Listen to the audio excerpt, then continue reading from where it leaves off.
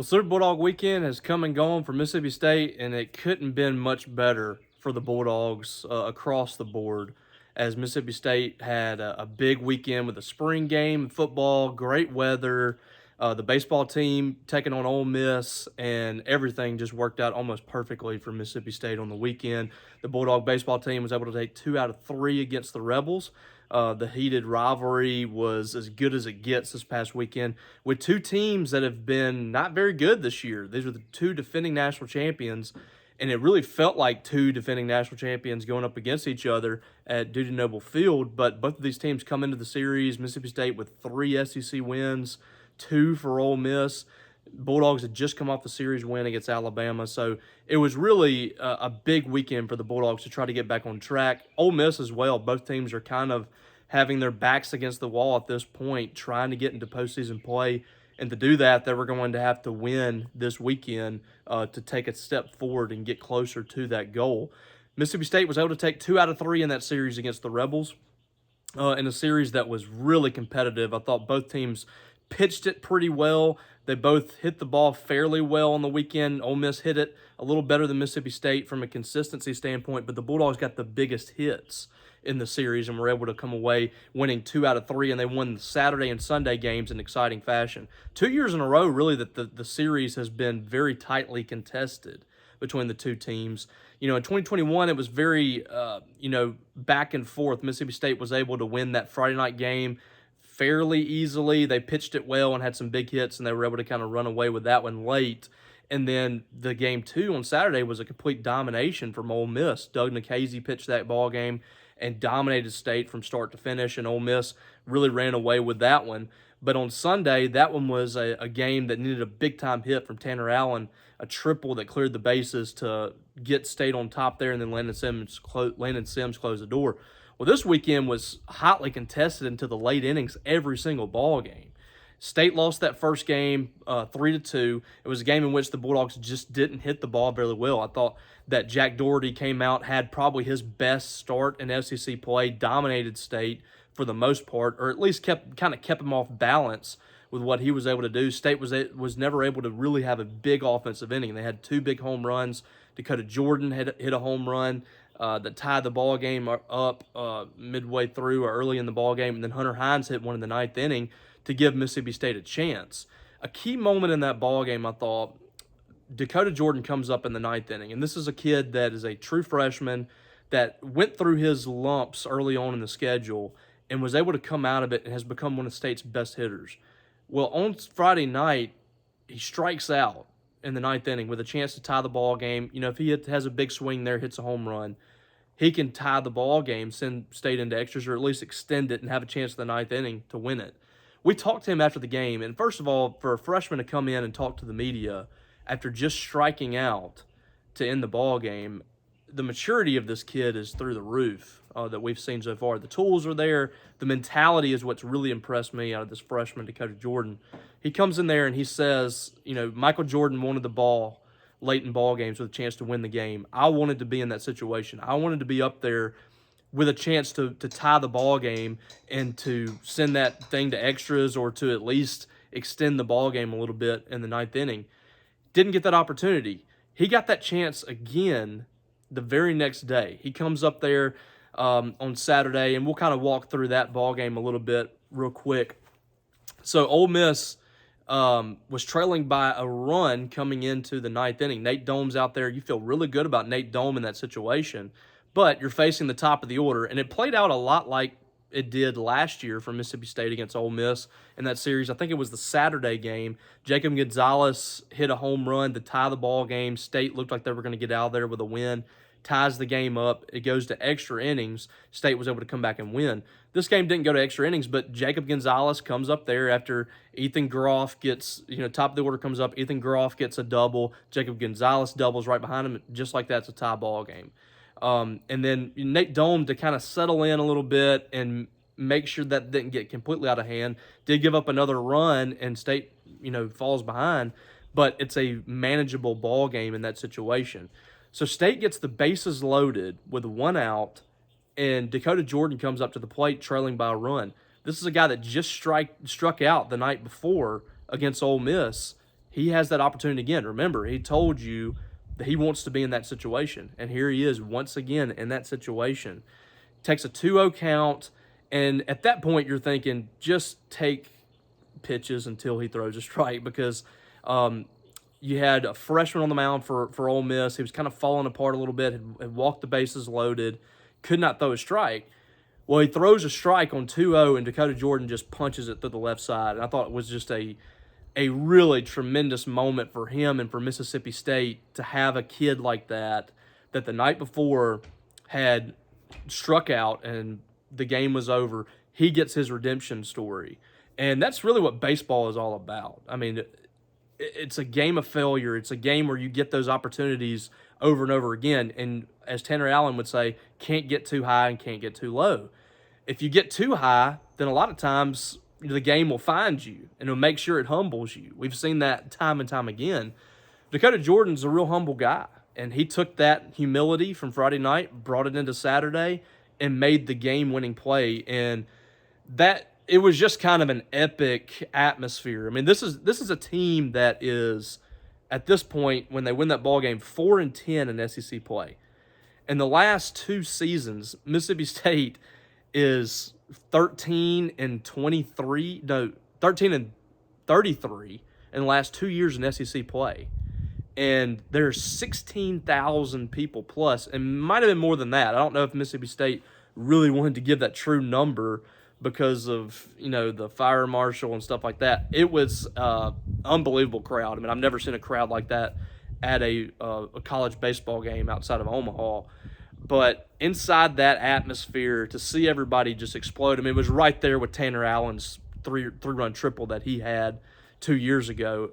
It was an iconic moment, and it just put Dakota Jordan on a fast track of what I believe can be a superstar in this league and in college baseball as a whole. And eventually, I think he has all the makings of being an MLB guy if he keeps on this same path. And that humility that he has right now, he's got to continue to have that. But he was a superstar this weekend. Comes back on Sunday, hits a big 3-run home run. And again, first inning, he's got runners on first and second with 1 out, hits into a double play to end the inning when you have a guy that's reeling a little bit.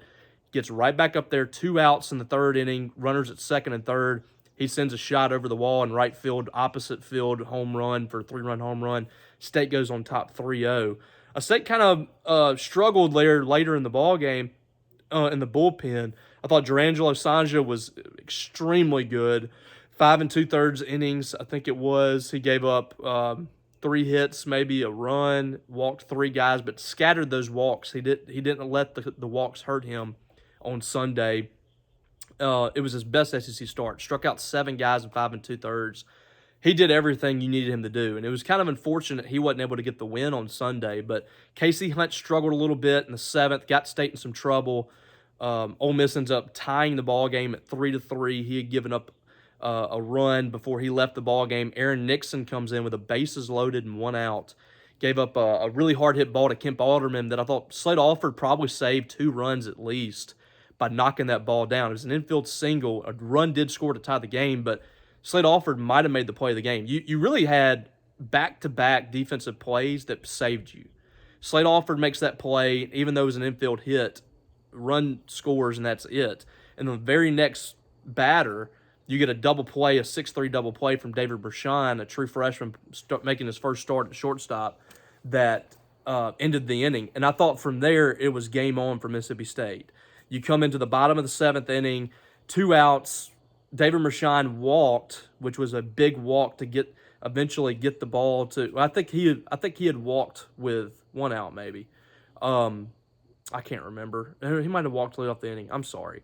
But either way, he was on second base with 2 outs, and Hunter Hines comes up there. First pitch, gets it from a lefty on lefty matchup, and he just sends a shot out the right field. Everybody knew it was gone off the bat. 2-run homer. It was the game-winning home run, and from there, Aaron Nixon just absolutely dominated for Mississippi State to give them the 5-3 win. 7 straight batters retired by Aaron Nixon after that infield hit from Kemp Alderman. I think you have your closer there in Aaron Nixon. Now, Nate Dome is a guy that can close the ball game too. So really, you have 2 closers. Aaron Nixon has a little more of that closer makeup to me. A guy that is very,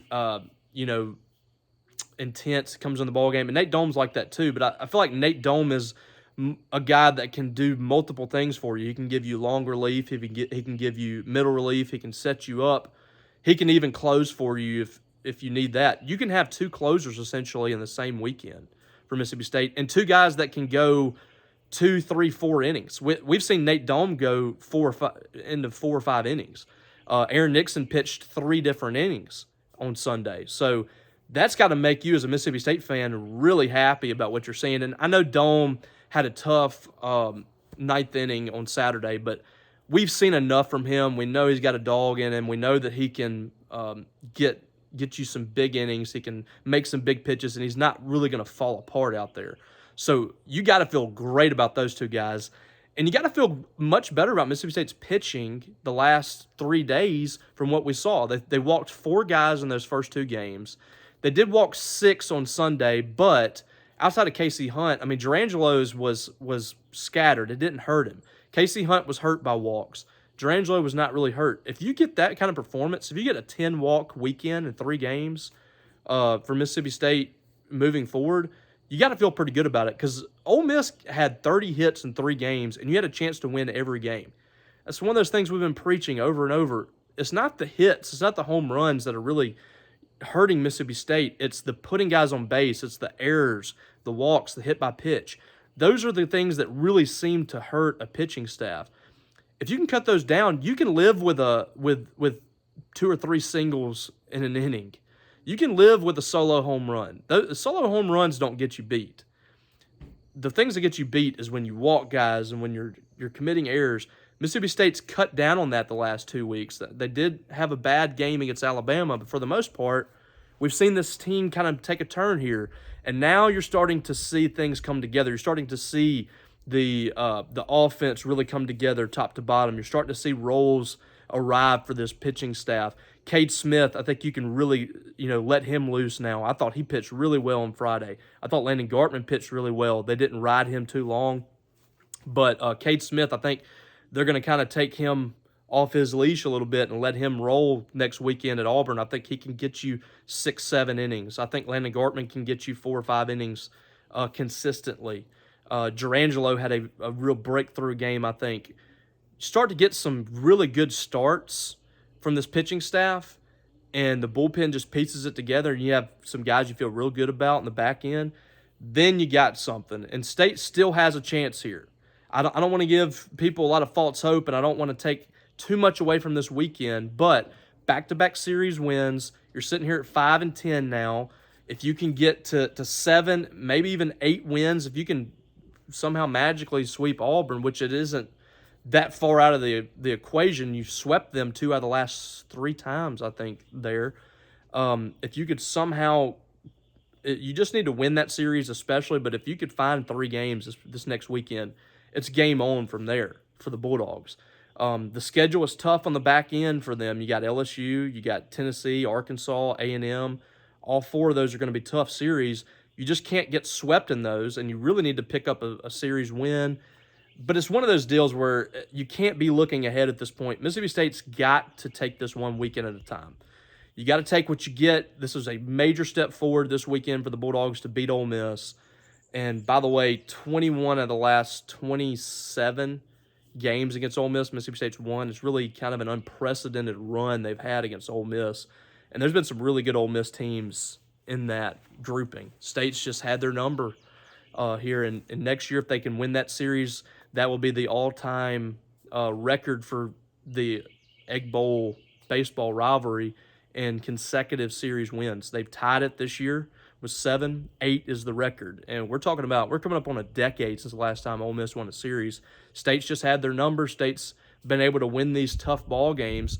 And this was as good as it gets from a weekend series. I mean, these 2 teams may not make Hoover. They may not make the NCAA tournament. But, man, what a weekend. Just Mark Etheridge was there from D1 Baseball. He was just raving about how great it was. And it just shows you how much baseball means to the state of Mississippi. And I talked to Mark about that after the Saturday game because he couldn't believe the atmosphere. I said, this is a state that lives and breathes college athletics. You don't have an NFL team. The closest NFL teams in other states. Same thing for the MLB and the NBA. But they really invest in their collegiate teams, and they love baseball here. And I thought that's what you saw this weekend. You saw a pure, genuine love for the sport of baseball when you got two teams that have a combined 5 SEC wins through the first month of SEC play, and 43,000 people came through the gates. And it's not, I mean, Super Bulldog Weekend had a lot to do with it. But at the same time, State's been putting 10,000 plus inside Dudy Noble. By my thoughts, and, I'm a Mississippi State guy. I've been covering Mississippi State sports, grew up on Mississippi State sports my whole life. And I'm going to lean towards Mississippi State. But I've seen a lot of fan bases over the years. I've been to LSU. I've been to, some of these other places, Ole Miss. In my mind, Mississippi State has the best baseball fan base in America. To put a product out there on the field that comes in the weekend that's 3-10 in SEC play, and even the two SEC series before, you got 10,000 people. LSU's not doing that when their team's struggling like that. They're not showing up like that. Ole Miss isn't showing up like that. It's different at Mississippi State. Baseball means something, and that's rubbed some people the wrong way too at times at State. And I totally get that. I want to see that same support at football and basketball for Mississippi State that the baseball team gets. But it is something special to see 16,000 at a baseball game, and to see the jubilation that you saw, the celebration post game. It was just epic. So really cool. I mean, it was a really cool weekend. One of the more memorable weekends for me in an SEC baseball series that I've seen at Mississippi State or really anywhere. So this team feels that. They feel the support. They feel the fact that, and they've also felt the pressure. There's been a lot of pressure on them in recent weeks to get out there and perform. There's been a lot of negativity. There's been a lot of, comments about Scott Foxhall, Chris Lemonis, and so even some of the players, and they see that, they hear that. But I think what you're seeing is a team that is now coming together and fighting for themselves, but also they don't want to let this fan base down. They want those 16,000 people that were there on Saturday. They want the 43,000 that were there all weekend to be proud of what they're coming to the game for. And it's fun to go to a state baseball game. A lot of those people might not even be paying attention. It's a little different than what we see somewhere else, but everybody in there is invested in Mississippi State, and they want Mississippi State to succeed. I think this was a good step forward. There's nobody on that pitching staff or in the lineup or in that locker room as a whole that wants to lose. They all want to win, and I think they've been dealing with a lot of pressure the last 2 years. But hopefully they're coming out of it here, and we'll see. I mean, next weekend's another weekend. You got to go to Auburn. You really need to win that series. We'll see what happens there. But for State, you're sitting there now, I think 22-15. Record's not great. You're 5-10 in the league, but you're getting better, and that's the biggest thing right now. You're seeing a team get better. That's what you got to take as a State fan right now. I mean, it's disappointing, but what you got to take right now is little wins, and those little wins lead to big wins. They lead to big series wins, and they lead to Mississippi State making the postseason. Right now, you're just trying to chip away, trying to get every win that you can possibly get in SEC play, and we'll see what happens from there. All right, well, I hope you guys have enjoyed this. I'm in beautiful Choctaw County. In my opinion, this place is paradise out here in Choctaw County, so I appreciate you guys for joining me. I love talking. I can sit out here all night and talk here on the back porch at where I'm staying, getting ready to move across the street. This is my aunt's place, and I'm so thankful that she's let me stay over here. This place is absolutely gorgeous. This is goals for me across the street where we're building. But I appreciate you guys for following all weekend long. Go check out our recap on Thunder and Lightning on our podcast. We have a great recap from the series, Brian and myself. I'll be hosting Thunder and Lightning Live this week, by the way. For Brian, he's getting ready to go on vacation Wednesday on Super Talk Mississippi. I'll be hosting the 1-hour radio show starting at 6 p.m. So we'll talk about this series. We'll talk about the spring game. Monday night, I don't know if I can get to a live chat. We'll try to figure that out this week. I want to talk some more football too. This is strictly baseball today just because of the big series, but we saw some really good things at the spring game, and I want to discuss some of that stuff with you guys too. I just kind of wanted to spend a lot of this video talking about Mississippi State baseball, what we learned this weekend, how big the weekend was for them. But spring game was also Saturday. It was a big day there. got a chance to see a lot of NFL players and stuff like that. So it was a real fun day there, and we'll talk about that too. So we'll figure that out this week. But I appreciate you guys for all the support here. If you aren't subscribed to this channel, please subscribe. Help me out. Of course, we have these kind of videos. We have the Talking Dog live sessions. I've got post-game video from this week from every single game in there. You can go back and watch Chris Lamona's thoughts and thoughts from the players as well. This weekend, I'll be in Auburn with Steve Robertson. We'll have full coverage from that weekend series there. So come check us out. And go check out our site, MississippiState.247sports.com, for all your Mississippi State needs. Appreciate you guys. Hope you guys have a great week coming up, and we'll catch you down the road.